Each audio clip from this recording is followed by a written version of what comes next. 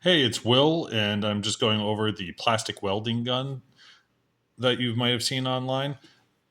They use these little staples that you embed into the plastic. It melts right in and it creates a seam.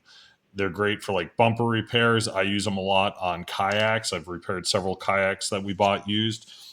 You just load right into the tip, and you take your plastic and you're just pushing down firmly, pulling the trigger, and it actually melts down into the plastic. Let go, pull out, and it's melted down the plastic. Give it a couple seconds. Then when you're done and it's cooled off, you just take a pair of diagonal cutters, snip off the tips, and then sand it down. And then you can use like a soldering iron and some plastic and melt on top of it to create a patch.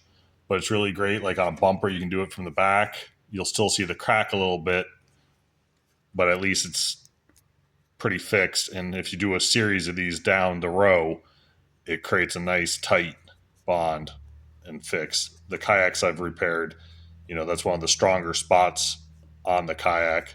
And I just take a regular soldering iron, melt some plastic on top. One thing to look out for when you're buying these, they come in a kit. So you get all sorts of different staples with it, big packs, 500 of this, 500 of that. So they're really cheap. These things are like 20-ish bucks. This one, if you look, you can see inside of it because it's got air vents. So the components inside can actually breathe and cool. I had bought this other one and used it and didn't realize that there was a duty cycle on it. It was like 3 minutes, then let it cool down for 7 or something like that. And I was wearing a pair of leather gloves while working on it. Didn't realize how hot it had gone and melted the whole unit and burnt it out. See how it's all warped?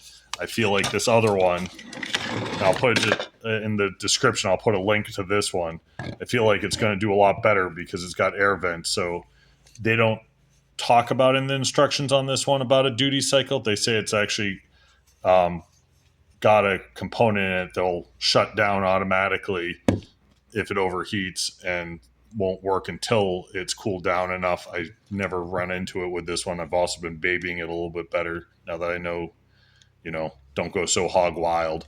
So plastic welders, they're pretty cool, pretty handy, especially if you're trying to repair something like a kayak. You just work your way down, boom, boom, boom, boom, boom, create a Frankenstein line. So check out the description.